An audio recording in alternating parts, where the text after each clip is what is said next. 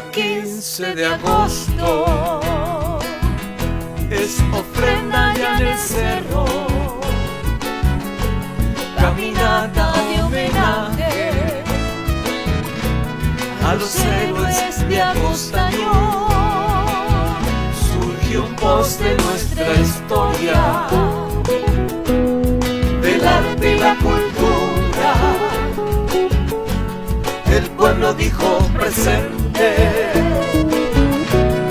llegando desde todo el país. Gran reencuentro con la patria, reconocimiento y gratitud de los hijos de esta tierra, vibrantes de paraguayidad.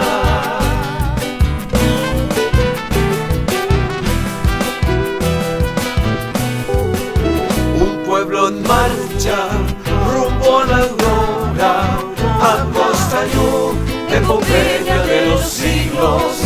Se siente un parque de las Américas, caminando juntos en mi canapé.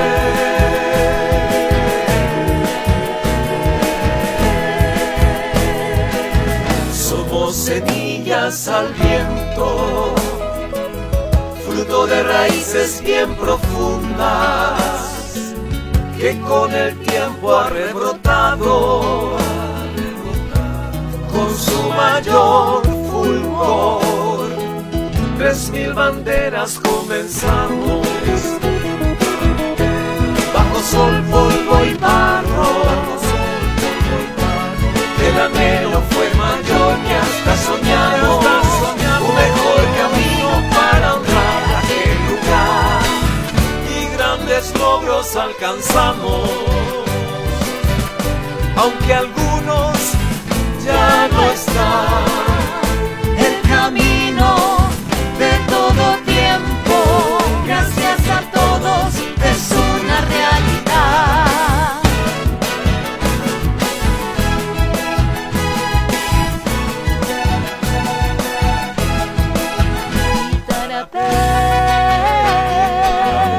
Caravana de patriotas,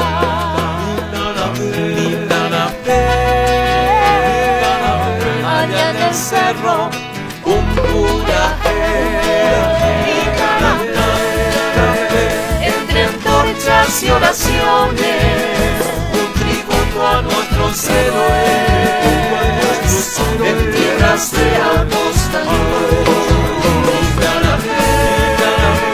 Entre antorchas y oraciones,